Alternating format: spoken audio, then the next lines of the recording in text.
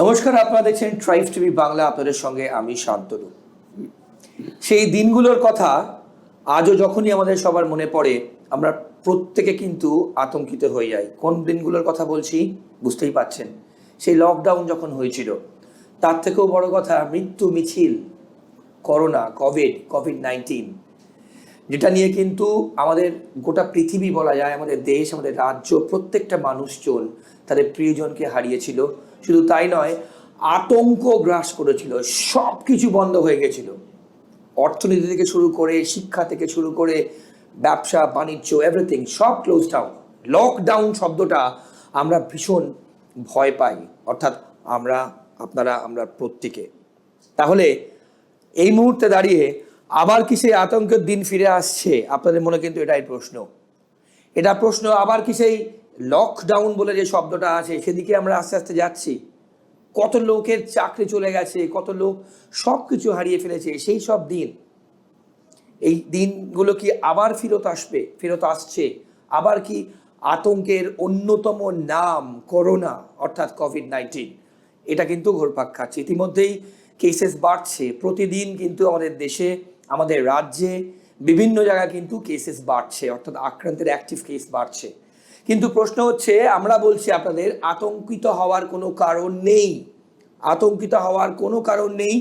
সাবধান হন, আর প্রত্যেককে সাবধান করুন, এবং নিজে যে প্রোটোকল আছে সেগুলো মেনটেন করুন, এবং আপনার প্রিয় মানুষজন, আপনার আত্মীয় স্বজন, নেবার্স, বন্ধু বান্ধব, প্রত্যেককেই সেগুলো মেনটেন করার। এই নিয়ে আমাদের আজকের পর্ব, করোনা নিয়ে আজকের পর্ব, যে আতঙ্কিত হবেন না, এই নিয়ে বিস্তারিত আমাদের সঙ্গে ডিসকাস করবেন। আমাদের সঙ্গে আছেন কলকাতার প্রখ্যাত চিকিৎসক ডক্টর অরিন্দম বিশ্বাস।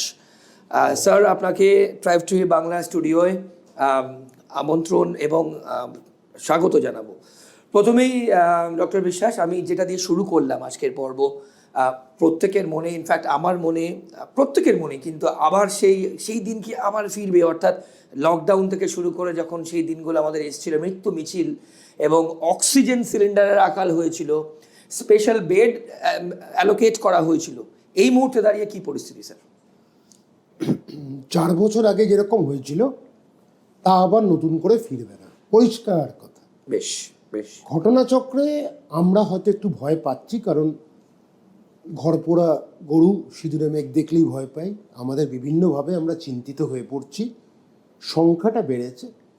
কোভিড ছিল, কোভিড আছে, কোভিড থাকবে। বেশ। সুতরাং চিন্তার কিছু নেই, এটা নিয়ে আমাদের থাকতে হবে, আমরা এটা নিয়েই থাকব। কিন্তু মাঝে মাঝে সংখ্যাটা হয়তো বৃদ্ধি পাবে, কারণ পরিকাঠামোর পরিবর্তন ভাইরাসের কিন্তু চিরাচরিত চরিত্র। মানে একটা স্ট্রাকচার, তার বিভিন্নভাবে তাকে ভাইরাস তার স্ট্রাকচারটা, পরিকাঠামোটা পরিবর্তন করে। ওকে, আমরা ইনফ্লুয়েঞ্জা ভাইরাসটা দেখি। ওই যে ইনফ্লুয়েঞ্জা ভাইরাস প্রত্যেক বছর তার পরিকাঠামোর পরিবর্তন হয়। সেই কারণে ভ্যাকসিনেশনটা যখন আমরা নিই, দেখবেন প্রত্যেক বছর ইনফ্লুয়েঞ্জা ভ্যাকসিন নিতে হয়। তো কিছু ভাইরাস পরিবর্তন করে, কিছু করে না, বেশিরভাগই করে। এবং তার উদাহরণ হচ্ছে কোভিড ভাইরাস। কোভিডের নতুন নানান রকম নামকরণ আপনারা শুনতে পাবেন, কিন্তু একটাই কথা বলবো, 4 বছর আগে পুরো বিষয়টা অজানা ছিল মানুষের কাছে। এইবার অজানার থেকে জানা, 4টে বছর পেরিয়ে গেছে। আমাদের অনাক্রমতা, অর্থাৎ ইমিউনিটিটা তার বৃদ্ধি পেয়েছে। শরীর এখন সহজে চিহ্নিত করে একটা ভারসাম্য রেখে এই ভাইরাসকে নিকেশ করার ক্ষমতা কিন্তু অর্জন করেছে। মানে এটা আপনি বলছেন ইনবর্ন ইমিউনিটি এখন এই মুহূর্তে দাঁড়িয়ে? ইনবর্ন নয়, মানে acquired, gradually over passage of time the body has acquired that strength to counter the virus and kill the virus. বেশ ডক্টর বিশ্বাস, পরবর্তী যে প্রশ্ন করবো, যে আগে যখন 4 বছর আগে যখন আপনি বললেন আমরা ডিটেক্ট করতে পারিনি, জানতাম না, তখন ইনিশিয়ালি হাঁচি কাশি দিয়ে শুরু হতো, তারপর সেটা একদম ডিরেক্টলি লাং এফেক্টেড করতো, এবং যার ফলে আমাদের স্যাচুরেশন লেভেল নেমে যেত। এই ক্ষেত্রে দাঁড়িয়ে, এই মুহূর্তে দাঁড়িয়ে সিমটমাটিক যা সিমটমস ছিল আগে, এই মুহূর্তে যা সিমটম, অর্থাৎ নতুন ভাইরাস যে আপনি চেঞ্জেস যেগুলো হয় একই, সিমটমসের দিক থেকে কি এক? উপসর্গ একই। বেশ। যা যা ম্যানিফেস্টেশনস নিয়ে যে কথাটা বললেন, সেই জ্বর, সেই সর্দি কাশি, সেই গলা ব্যথা, সেই গা হাত পা ব্যথা, মাথা ব্যথা, যা যা ভাইরাল সমস্যায় মানুষ জর্জরিত হয়, সেই সমস্যাগুলোই কিন্তু প্রধানভাবে দেখা যাচ্ছে বেশ এবং সেটাই উপসর্গ হিসেবে আসছে সামনে। বেশ। তো আমরা যত দিন যাবে এরমই দেখব। এখন এটা কোভিড হয়েছে কিনা সেই চিহ্নিতকরণ কিন্তু সম্ভব নয় যতক্ষণ না আমরা পরীক্ষাগুলো করাই। পরীক্ষার ওপর আমরা নির্ভরশীল। আমরা আন্দাজ করতে পারি যে হয়তো কোভিড হয়েছে, সেটা অ্যাডিনো হতে পারে, সেটা প্যারা ইনফ্লুয়েঞ্জা হতে পারে, সেটা রাইনো হতে পারে, সেটা অন্য কোনো ভাইরাস হতে মানে পারে। এগুলো কি সব কোভিডের ভ্যারাইটি? এটা কোভিডের ভ্যারাইটি, এগুলো ডিফারেন্ট টাইপস অফ ভাইরাস। বেশ। ঠিক আছে, that affects a human being. Okay. তো সেই কারণে এই ভাইরাসের সাথে কোভিড হয়েছে কিনা, কোভিডটা হচ্ছে করোনা ভাইরাস, ওটা একটা আলাদা প্রজাতি। তো সেই কারণে পরীক্ষাটা করেই আমাদের বুঝতে হবে যে কী ধরনের ভাইরাসে আক্রান্ত হয়েছে শরীরটা। কোভিড হলে কোভিড হয়েছে সেটা আমাদের মেনে নিতে হবে এবং পরীক্ষার সংখ্যাটা বিভিন্ন জায়গায় বেড়ে গেছে। সেই কারণেই কিন্তু আজকে কিন্তু আমরা ভারতবর্ষে যদি আপনি দেখেন তাহলে কিন্তু কোভিডের সংখ্যাটা কিন্তু বৃদ্ধি পেয়েছে, কারণ কোভিড পরীক্ষাটা হচ্ছে। এইবার আরেকটা বিষয়, আবার একই সাথে যে সংখ্যাটা আপনারা দেখছেন পরিসংখ্যান অনুযায়ী কোভিডের কিন্তু সেরে ওঠার সংখ্যা অনেক বেশি মৃত্যুর চেয়ে। তো সেই আমার কথাটাই আসছে যে মৃত্যু মিছিল হবে না। এখন মৃত্যু তো অনেক কারণে হতে পারে, তার প্রতিরোধ করার ক্ষমতাটা কম, তার আনুষাঙ্গিক রোগ অর্থাৎ কোমরবিডিটি তার যদি থাকে তখন তো প্রতিরোধ করার ক্ষমতা যেটা সেটা ক্ষীণ হয়ে যাবে। বেশ। তখন কিন্তু ভাইরাসকে লড়াই করার মতন ক্ষমতা শরীরে আর নেই। বেশ। তখন কিন্তু যে কোনো সময় অন্য কারণেও কিন্তু মৃত্যু হতে পারে। সাথে কোভিডের একটা মৃত্যু নিয়ে 43 বছরের কেন্দ্র করে আমাদের একটা আলোচনা হয়েছে। ঠিক। সেই রোগীর মৃত্যুটা দুঃখজনক, বেদনাদায়ক, এটা তো কোনো অস্বীকার করার নেই।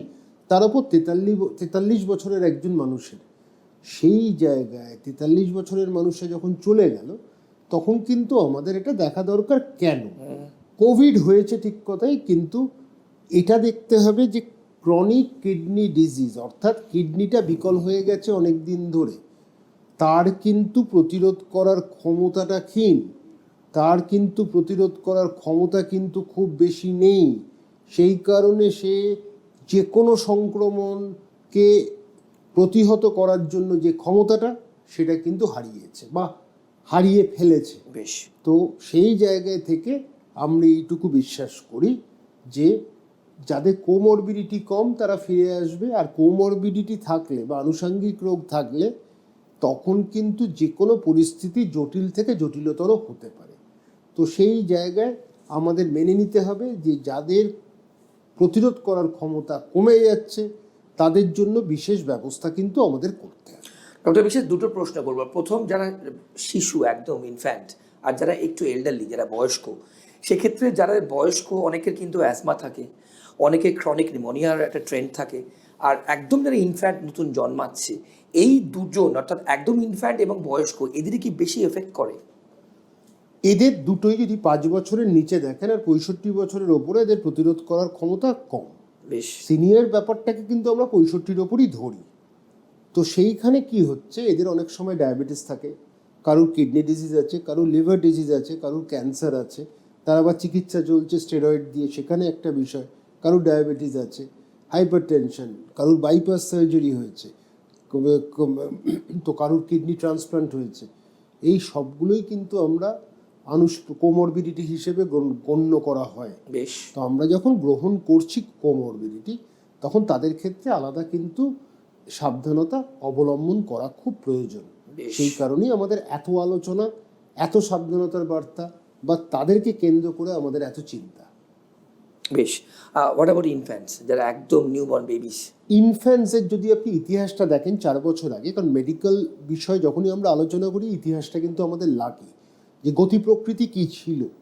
তো সেই গতি প্রকৃতি যদি দেখেন বাচ্চাদের ক্ষেত্রে কিন্তু মৃত্যু মিছিল হয়নি, খুব কম, কিন্তু বাচ্চারা আক্রান্ত হয়েছিল, এখনও আক্রান্ত হচ্ছে। তো বাচ্চারা আক্রান্ত হলে সেইরকম শরীরে প্রদাহ তৈরি হয়নি, ভাইরাসটা নিকেশ করা যাচ্ছে। আর দ্বিতীয়ত হচ্ছে বাচ্চাদেরও সাবধানতা অবলম্বন করা প্রয়োজন, ঠিক বড়দেরই মতন। বেশ, কিন্তু 2 বছরের নিচে তো আপনি মাস্ক দিতে পারবেন না, রাইট। তার উপরে মাস্কের কথা। কিন্তু বাচ্চারা কতক্ষণ মাস্কটা ধরে রাখবেন, আমরা বড়রাই পাচ্ছি না, বেশ। বাচ্চারা সেখানে তাদেরকে একটু আলাদা রাখা। বাড়িতে তো বাবা মা আছেন, অভিভাবকরা আছেন, আবার যদি আমি এখন স্কুলে যাই, তাদের শিক্ষক শিক্ষিকারা আছেন, তারাই অভিভাবক অভিভাবিকা, সেইখানে তাদেরও একটা গুরুদায়িত্ব আছে যে আজকে আমাদের এই বিষয়টা দেখা, যে যদি কোনো বাচ্চা অসুস্থ হয়ে পড়েন বা সর্দি কাশি আছে, তাকে কিছুদিন রেস্টে পাঠানো, বিশ্রামে পাঠানো বাড়িতে, আর আইসোলেট করে রাখা। বেশ। ডক্টর বিশ্বাস, জেনারেলি সর্দি কাশি কিন্তু আমাদের সবার হয়। সাধারণত একটু হাঁচি দিলাম, তারপর র্যান্ডামলি অনেকের রাইনাইটিস থাকলে অ্যালার্জিক হাঁচি হয়। এই ডিফারেন্সিয়েট করবো কি করে? মানে সব সর্দি কাশি কি লিডস টু করোনা? না, সর্দি তো যে কোনো কারণে হয়। বেশ। আপনি নাকের কাছে একটা কোনো ইরিটেশন রাখুন, কোনো ইরিটেন্ট রাখুন। সর্দিটা কি? এটা হচ্ছে শরীরের যে অনাক্রমতা, ইমিউনিটি, বা শরীরের যে প্রতিক্রিয়া, এই প্রতিক্রিয়ার মধ্যে থেকেই হচ্ছে হাঁচি সর্দি। বেশ। এটা না থাকাটা কিন্তু খুব খারাপ, কারুর হলো না খুব খারাপ, কারণ শরীর তো প্রমাণ করবে যে আমার শরীরের মধ্যে প্রতিরোধ করার ক্ষমতা আছে, সেটাই সর্দি কাশির মধ্যে থেকে আসে। বেশ। একটা প্রদাহ, ইনফ্ল্যামেশন তৈরি হচ্ছে। বেশ। শরীরের যে অনাক্রমতা মানে ইমিউন পাওয়ার, তার সাথে লড়াই হচ্ছে একটা বহিরাগত পদার্থের। সেটা কোনো জীবাণু হতে পারে, সেটা ফুলের রেণু হতে পারে, সেটা কোনো যে কোনো পাথর হতে পারে, বেশ। বা সে কোনো ধুলোবালি হতে পারে। শরীর তো চাইবে না সেটা শরীরে প্রবেশ করুক, কারণ সেটাকে বহিরাগত হিসেবে শরীর চিহ্নিত করেছে। তখনই আমাদের সর্দি বা এটা হয়। কিন্তু একটা বিষয় দেখবেন, সর্দি হলেই সবাই বলে ভাইরাল হয়েছে, এটা কিন্তু একটা মিথ, যেটাকে আজকে আমি স্পষ্ট করে দিতে চাই। বেশ। এই মিথটা কি, যে এই ভুল ধারণাটা, এটা হচ্ছে সর্দি মানেই ভাইরাল নয়। সর্দি যে কোনো কারণে হতে পারে, কাশি যে কোনো কারণে হতে পারে। এইবার ঘটনাচক্রে হচ্ছে সর্দি হলো বা কাশি হলো, গলা বা নাকের মধ্যে একটা প্রদাহ হচ্ছে, মানে ইনফ্লামেশন তৈরি হচ্ছে। এবার কোটি কোটি ভাইরাস আছে, আকাশে বাতাসে আপনি ভাইরাসে ভরে আছে, তখন ভাইরাস কিন্তু এটাতে আকৃষ্ট, এই জায়গাগুলো পেলে তখনই বংশবৃদ্ধি করতে পারে। তখন যদি জ্বর আসে তখন ভাইরাল ফিভার হিসেবে গণ্য করব। তাহলে সামান্য হাঁচি, সামান্য কাশি, সামান্য সর্দি, তাহলে আমি কি গণ্য করার মতন কিছু নেই। এই বিষয়টা কিন্তু মাথায় রাখতে। বেশ ডক্টর বিশ্বাস, সেক্ষেত্রে অ্যান্টিবায়োটিক তো প্রায় আমরা অনেক সময় ডক্টরকে দেখিয়ে খাই, নাহলে অ্যাজিথ্রোমাইসিন কিংবা অগমেন্টিন জাতীয়, ক্লাভাম জাতীয় ওষুধ খাই উইদাউট কনসালটেশন। যদি কোভিড হয়েও থাকে, এই অ্যাজিথ্রোমাইসিন এবং অগমেন্টিন কিংবা এই গ্রুপের ওষুধ কি আদৌ কোনো কাজ করে? প্রথম কথা হচ্ছে, আপনি অ্যান্টিবায়োটিকের কথা তুললেন। অ্যান্টিবায়োটিক কিন্তু ব্যাকটেরিয়াল সংক্রমণটাকে শেষ করবে। বেশ। এটা কিন্তু ভাইরাসকে নিকেশ করার জন্য তৈরি হয়নি। বেশ। আলেকজান্ডার ফ্লেমিং পেনিসিলিন বানিয়েছিল তখন ব্যাকটেরিয়াকে ওই করা, পরে দেখা গেছে ব্যাকটেরিয়ার ওপর কাজ করবে, কোনোদিন ভাইরাসের ওপর না। বেশ। ভাইরাল ফিভারে আমরা অ্যান্টিবায়োটিক দিই না, দেওয়া উচিত নয়। এবার 2 নম্বর বলি, কখন অ্যান্টিবায়োটিক, সর্দি কাশি হলো, এবার কাশিটার রং সবুজ বা হলুদ দেখছেন, তখন বুঝবেন এর মধ্যে কিন্তু ব্যাকটেরিয়াল সংক্রমণ হয়েছে, বা জ্বরটা 5-6 দিন চলে যাচ্ছে হচ্ছে, তখন অ্যান্টিবায়োটিকের প্রশ্ন আসতে পারে। কোভিডের ক্ষেত্রে কি একই জিনিস? কোভিডের ক্ষেত্রে আমি অ্যান্টিবায়োটিক দেবো কেন? ওটা তো একটা ভাইরাস, করোনা ভাইরাস থেকে কোভিড এসছে, সুতরাং সেখান থেকে কিন্তু অ্যান্টিবায়োটিকের জায়গা নেই। কিন্তু অনেক সময় সেকেন্ডারি ব্যাকটেরিয়াল ইনফেকশন বলে একটা বিষয় থাকে, যে ভাইরাসের সাথে সাথে শরীরের মধ্যে ব্যাকটেরিয়ার বংশবৃদ্ধি হচ্ছে। বেশ। তখন যদি মনে হয়, তখন বিভিন্ন পরীক্ষা আছে, সেটা হচ্ছে প্রোক্যালসিটোনিন বলে একটা পরীক্ষা আমরা করি। সেটা কিন্তু এগুলো খরচ সাপেক্ষ, পরিষ্কার কথা বলছি, এগুলো খরচ সাপেক্ষ। তো সেই পরীক্ষাগুলো করালে তখন আমরা বুঝতে পারি বেশি থাকলে যেটা ব্যাকটেরিয়াল কারণে হচ্ছে। বেশ। তো এবার ঘটনাচক্রে আমরা যখন এই কাজটা করছি, তখন আমরা প্রোক্যালসিটোনিন যদি বেশি থাকে তখন বুঝবো এটা ব্যাকটেরিয়াল। এবার যদি প্রোক্যালসিটোনিন নর্মাল থাকে তখন ভাইরালের কথা ভাববো। তো এইভাবে আমরা চিহ্নিত করি। কিন্তু সাধারণত যদি এই পরীক্ষা বাদে সবার পক্ষে এত খরচ করা সম্ভব নয়, না। ঠিক। তো সেখানে আমি কি করব? সেখানে তো আমাকে ওইটাই বলতে হবে 5 দিনের বেশি হলে আমি অ্যান্টিবায়োটিক দাও, আর যদি কফের রঙের পরিবর্তন হয় তাহলে অ্যান্টিবায়োটিক দাও। অ্যান্টিবায়োটিকের সব কিছুর একটা কারণ আছে। বেশ, ওকে।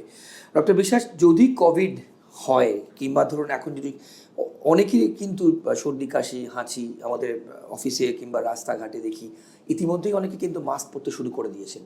আপনার অ্যাডভাইস, আপনি প্রচুর কোভিড কেসেস করেছেন এবং আগে আমরা প্রত্যেকে জানি, আপনার ক্ষেত্রে আপনি আর কি অ্যাডভাইস করবেন এই মুহূর্তে দাঁড়িয়ে, যেখানে দাঁড়িয়ে আছে কোভিড আমাদের রাজ্যে, আপনার অ্যাডভাইস কী হবে? সরকারের কিন্তু এবার একটা দায়িত্ব নিতে হবে। কোনো বিজ্ঞপ্তি জারি করার প্রয়োজন হয়েছে, যেরকম ভয়াবহতাও নেই আবার সাবধানতার মান নেই। বেশ, সরকার যদি একটু চেষ্টা করেন, বলেন সরকারকে যেটা বক্তব্য রাখেন যে মাস্কের ব্যবহারটা আবার একটু বাধ্যতামূলক করা হয়তো প্রয়োজন হয়ে উঠবে, এবং হাতটা দেওয়া, আমাদের হাত আমাদের ভবিষ্যৎ। হাতটা যদি আমি ভালো করে ধুতে পারি তাহলে হাত থেকে যে সংক্রমণগুলো আসে সেগুলো আসবে না। জলকণাও কেউ কাশলো কেউ হাঁচলো সেগুলো ঠিক আছে, কিন্তু সরকারের পক্ষ থেকে এটা করতে হবে। কিন্তু সাধারণ নাগরিক হিসেবে, আমিও একজন সাধারণ নাগরিক, আপনি একজন সাধারণ নাগরিক, আমাদের কিন্তু কিছু বার্তাটা সরকারের যে বার্তাগুলো গ্রহণ করতে হবে। বেশ, 4 বছর আগে যদি আপনি দেখে থাকেন, কোভিড নিয়ে আমরা সরকার কিন্তু প্রতিনিয়ত খেটে গেছে, কেন্দ্র সরকার হোক রাজ্য সরকার হোক খেটেছে, কিন্তু আমরা কি সব জায়গায় মেনেছি? আমরা সব জায়গায় মানিনি। শহরের ওপর বা শহরতলির ওপর কিন্তু নজরদারিটা ছিল, সব জায়গায় তো পুলিশ পৌঁছতে পারেনি। এটা তো ঘটনা, পুলিশ যাবে বা কেন? এমন একটা বিষয় যেখানে আমাদের মানে এই বিষয়টাকে আমাদের চেতনার মধ্যে আনতে হবে, আমাদের মননে আনতে হবে। সুতরাং সেখানে আমরা এই বিষয়টাকে অন্তরীণ করতে পারিনি। আমরা গিয়ে ফুটবল খেলেছি, ক্রিকেট খেলেছি, আমরা দেখেছি যে খুদে খুদে মারাদোনা, খুদে খুদে প্লাতিনি, খুদে খুদে তিকানা, খুদে খুদে গুলিটা আমরা দেখেছি বিভিন্ন জায়গায়, বিভিন্ন গ্রামে। তো তারা সরকারের কথাগুলো মানেনি। তো সেই জায়গায় থেকে আমাদেরকে মানতে হবে। এটা যদি মানলে শৃঙ্খল অর্থাৎ চেইনটাকে আমি ভেঙে দিতে পারবো। কিন্তু মানে অদ্যাবধি, মানে এখন অবধি যা ঘটেছে সেটা কোনো ভয়াবহতার কিছু নেই, ভয়ানক বিষয়ও নয়। যে বিষয়টা সামান্য হচ্ছে, এবার সেটাকে আটকাতে হবে, সেই ব্যবস্থাগুলো করতে হবে। বেশ। ডক্টর বিশ্বাস, যদি কোভিড হয়ও কারুর, আমি সেক্ষেত্রে বলি বাড়িতে ট্রিটমেন্ট, অর্থাৎ আমরা প্রথমবার কিন্তু দেখেছিলাম পেপার নেওয়ার কথা বলা হতো ম্যাক্সিমাম সময়, এবং আইসোলেশনে থাকার জন্য বলা হতো। এইবার যেটা অনেকের মানুষের মনে প্রশ্ন, সেক্ষেত্রে সর্দি কাশি হলেই মানুষ আতঙ্কিত হয়ে পড়ছেন যে আমার কি কোভিড হলো।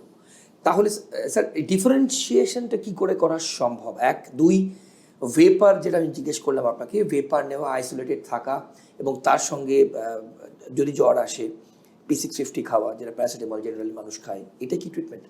দেখুন, প্যারাসিটামল আপনাকে খেলে ভালোই, যদিও প্যারাসিটামল এককালে ব্যবহার কম হতো বলে আমরা রোগগুলো, জ্বরগুলো কেন হচ্ছে তার সেটা বুঝতে পারতাম। ম্যালেরিয়ার ক্ষেত্রে বুঝতে পারতাম, টিবির ক্ষেত্রে বুঝতে পারতাম। কিন্তু প্যারাসিটামল যদি আমরা টানা খেয়ে নিতে পারি, আমাদের রোগের ঠিক উপসর্গের যে গতি প্রকৃতিগুলো আমরা বুঝি না এখন আর। এই জন্য আমাদের পরীক্ষার উপর নির্ভরশীল হয়েছে। কিন্তু প্যারাসিটামল খেলে একটা কমফোর্ট জোনে আমরা যেতে পারি, এটা অস্বীকার করার নেই। আমরা কিন্তু নিজেদেরকে, আমাদের শরীরটা কিন্তু বেটার লাগে, ভালো লাগে। এইবার ঘটনাচক্র হচ্ছে যে কথাটা বললেন, ভেপার নিলে আপনি যত সিক্রেশনসগুলো শরীর থেকে বার করে দিতে পারছেন, তাতে কি হচ্ছে, ওর মধ্যে ভাইরাস রয়েছে, তাতে ভাইরাসের যে পরিমাণ যদি শরীরে কমে যায়, এবং অনেকটা ফুসফুসে যাওয়ার থেকে আপনি আটকাচ্ছেন ভেপারটা নেওয়ার পর। কারণ ফেলে দিচ্ছেন, থুতু দিয়ে বেরোচ্ছে বা কফ বেরোচ্ছে, সেগুলো আপনি ফেলে দিচ্ছেন, তার মধ্যেই তো ভাইরাস রয়েছে, এই ভাইরাস থেকে আপনি বাঁচিয়ে দিলেন শরীরটাকে। সেই কারণেই ভেপারের কথা কিন্তু একসময় বলা হয়েছিল, এবং সেটাকে বেশ এনকারেজ করা হয়েছিল যে ভেপার আপনারা নিন।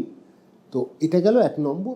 আর অ্যান্টি অ্যালার্জিক যদি খুব এখন নাক দিয়ে জল পড়ছে, তখন আপনাকে প্রয়োজন আছে, এর বাইরে আর কিছু প্রয়োজন আছে বলে মনে হয় না। মানে শুধুমাত্র অ্যান্টি অ্যালার্জিক এবং ভেপার আপনি বাকি যে ওষুধগুলো হয়েছে, দেখুন পরিষ্কার কথা, কোভিড একটা প্রহেলিকা ছিল, সেই প্রহেলিকা এখনো আছে, কিছুটা হয়তো আমরা এগিয়েছি জ্ঞানের বিষয়, যে আমরা জেনেছি। তো এখনো পর্যন্ত নির্দিষ্ট ওষুধ কিন্তু বার করতে পারেনি, পুরোটা আন্দাজে কিন্তু হয়েছে। স্টেরয়েড ব্যবহার হয়েছে, টসিলিজুমাব হয়েছে, রেমডেসিভির হয়েছে, এগুলো কিন্তু পুরোপুরি আন্দাজে হয়েছে। এবং সেখানে এই খরচগুলো করতে করতে মানুষের পকেটগুলো ফুটো হয়ে গেছে। মানুষরা কিন্তু গরিব হয়েছে, মানুষের অর্থনৈতিক ধাক্কা খেয়েছে, যারা চিকিৎসা করে, যারা বিভিন্ন বিভিন্ন মার্কেটিং হয়েছে। তো একটা কথা স্পষ্ট, আমি জানিনি, আপনি খুব স্পষ্ট এই বিষয়গুলো বলি, সেটা হচ্ছে আমি 10,000 টাকার পরীক্ষা করাবো না 1,000 টাকার ওষুধ লিখবো, 1 নম্বর। আর 2 নম্বর হচ্ছে আমি মানুষকে বাঁচাবো না মানুষকে গিনিপিকভাবে গিয়ে ব্যবহার করব। যা ইচ্ছে তাই ওষুধ আমি করেছি, কোনো রকম হয়নি। যাদের সেরে ওঠা তারা উঠে গেছে, যারা সেরে ওঠেনি তারা মারা গেছে, এটাই হচ্ছে ঘটনা। কিন্তু কোভিড নিয়ে একটা কথা স্পষ্ট, যে আমরা কিন্তু সঠিক ওষুধটা আমরা কিন্তু এখনো পাইনি, নির্দিষ্ট ওষুধও পাইনি। সুতরাং সেটা কিন্তু পুরোটাই আন্দাজের ওপর, হিট অ্যান্ড ট্রায়াল যেটাকে বলে, সেটাই কিন্তু হয়ে গেছে। বেশ, ওকে স্যার, যেটা পরবর্তী প্রশ্ন করবো, আমরা প্রত্যেকে প্রথমে যখন ওয়েভ এসেছিল, first wave, second wave, third wave, Covaxin, Covishield, নানান রকম ভ্যাকসিন আমরা নিয়েছিলাম। যারা নিয়েছে, ম্যাক্সিমাম লোক নিয়েছেন first dose, second dose, booster dose, তাদের কি আবার কোভিড হতে পারে? এটা প্রথম। আর দ্বিতীয়, যারা ভ্যাকসিন নেননি, এমন একটা সময় এসেছিল যে এটা কম্পালশন হয়ে গেছিলো, এমনকি এয়ারপোর্ট, রেলওয়ে স্টেশন, সব জায়গায়। তো আমার প্রশ্ন, যারা ভ্যাকসিনেটেড তাদের কি আবার রিকভারি হতে পারে? দ্বিতীয়, যারা ভ্যাকসিন নেয়নি তাদের যদি কোভিড হয়, কি করা দরকার? এই জায়গাটা কিন্তু বুঝতে হবে, ভ্যাকসিনেশন একটা ভাইরাসের প্রবেশ কখনো আটকাতে পারে না। প্রবেশ আটকাতে পারে মাস্ক, আর আপনার পার্সোনাল হাইজিন কতটা ভালো। আপনার হাতে এত বড় নখ, তার নিচে যে কত জীবাণু আছে আপনি মাইক্রোস্কোপ ছাড়া দেখতে পারবেন না, এমনি চোখে দেখতে পারবেন না। মাইক্রোস্কোপই আপনাকে লাগবে ওটা দেখতে। সেটা আপনি মুখটা বারবার করছেন, 11-12 বার এমনি অজান্তে আমাদের মুখে ঢুকে যায়। তো এইবার ঘটনা হচ্ছে, ভ্যাকসিনেশন মানে শরীরের ইমিউন প্রসেসটাকে তৈরি করা, যাতে ভাইরাস প্রবেশ হলে একটা ভারসাম্য রেখে শরীর প্রদাহ তৈরি করে একটা ভারসাম্য রেখে প্রদাহ করা। যদি ভারসাম্যহীন হয়ে যায়, সেই প্রদাহ কিন্তু শরীরের পক্ষে ক্ষতিকারক, এই যাতে অঙ্গগুলো তখন নষ্ট হয়। প্রদাহ মানে ইনফ্ল্যামেশন। এইবার যদি ভ্যাকসিনেশন কি করবে, শরীরকে তৈরি করে দেবে, সেন্সিটাইজ করবে। তোমরা তৈরি থাকো, এরকম দেখলে চিহ্নিত করো, তারপর তাকে নিকেশ করো। ভাইরাসের প্রবেশটাকে কখনো আটকাতে পারবে না।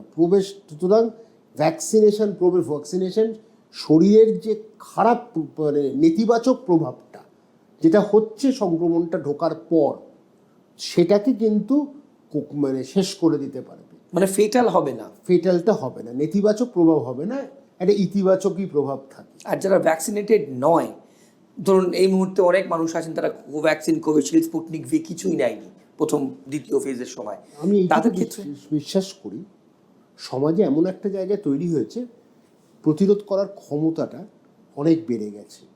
এখন মানে ইমিউন হয়ে গেছে সিস্টেম। হ্যাঁ, সেই রকম মাত্রাতে আপনি দেখবেন না যে মানুষ এতটাই দুর্বল, মানুষ এতটাই খারাপ অবস্থায় যে মানুষ কোনো প্রতিরোধ করার ক্ষমতা গড়ে উঠতে পারছে না। এটা হবে না। সুতরাং আমরা ধরেই নিচ্ছি বেশিরভাগ মানুষের যখন প্রতিরোধ করার ক্ষমতাটার বৃদ্ধি পেয়েছে, সেই ভয়াবহতা নতুন করে আর আসবে না। বেশ, ডক্টর বিশ্বাস, এই যে পাবলিক জায়গায় এরকম একটা গাইডলাইন ছিল যে পাবলিক জায়গায় যেখানে বেশি গ্যাদারিং, সেখানে যাওয়াটা ঠিক নয়, এবং অবশ্যই প্রত্যেকের মাস্ক কম্পালশন। এই মুহূর্তে দাঁড়িয়ে অনেকে আমরা মেট্রো ট্রাভেল করি, অনেক জায়গায় যাচ্ছি, যেটা আপনি বললেন সরকারের একটা গাইডলাইন দেওয়ার একটা সময় এসছে, যে হারে কেসেস বাড়ছে, পাবলিক গ্যাদারিংটা কতখানি সেফ? কোনোদিনই সেফ না। মানে পাবলিক গ্যাদারিং তো আপনি আটকাতে পারবেন না, সারা বিশ্বে পাবলিক গ্যাদারিং লাগবে, ট্রেন লাগবে, প্রিকশনসটা কি দরকার? মাস্কটার একটা বিষয়, আর দূরত্ব তো আপনি ভারতবর্ষে রাখতে পারবেন না, 140 কোটি মানুষ। তো ঘটনাটা হচ্ছে এইটুকু অসম্ভব, সেখানে মাস্কটুকু যতটুকু, স্যানিটাইজার ব্যবহার করা।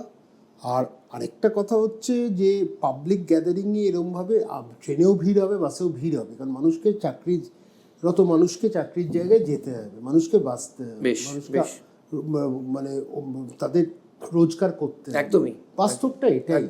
আপনি কাকে আটকাবেন? কাউকে আটকানো সম্ভব নয় এইভাবে। কিন্তু আমরা যাতে পালন করি, মানে যেগুলো মাস্কটা পরে থাকি, তাহলেই আমরা কিন্তু অনেকটা ভালো থাকবো। বেশ, শেষ প্রশ্ন করব ডক্টর বিশ্বাস, তাহলে আমাদের অনুষ্ঠান করোনা আতঙ্ক যেটা আমরা করছি, আতঙ্কিত হওয়ার কোনো কারণ নেই। প্যানিক গ্রিপ্ট হওয়ার কোনো কারণ নেই। শুধু কয়েকটা প্রিকশনারি মেজার্স যেগুলো আপনি বললেন, আরও একবার যে দর্শকদের জন্য জানিয়ে দেন যে প্রত্যেকটা মানুষ অফিস থেকে বাড়ি যাওয়ার পর একদম বাচ্চা থেকে বৃদ্ধ পর্যন্ত কোনগুলো এই মুহূর্তে দাঁড়িয়ে আমাদের যা কেসেস বাড়ছে কম্পালশন তাদের করা উচিত পয়েন্ট বাই পয়েন্ট। দেখুন, 1 নম্বর হচ্ছে হাতটা ধোয়া, বেশ। স্যানিটাইজার ব্যবহার করুক, সাথে রাখুক। 2 নম্বর মাস্কটা পরুক, সব কাজের সময়টুকু বাড়িতে এসে একটা নিরান জায়গায় মাস্কটা তারা খুলে রাখুক, অসুবিধা নেই। বেশ। 3 নম্বর হচ্ছে বাড়িতে যদি সর্দি কাশি কারুর হয় তাকেও মাস্ক পরান, আপনারাও পরুন, বেশ। পরাতে আপনাদের পরায়।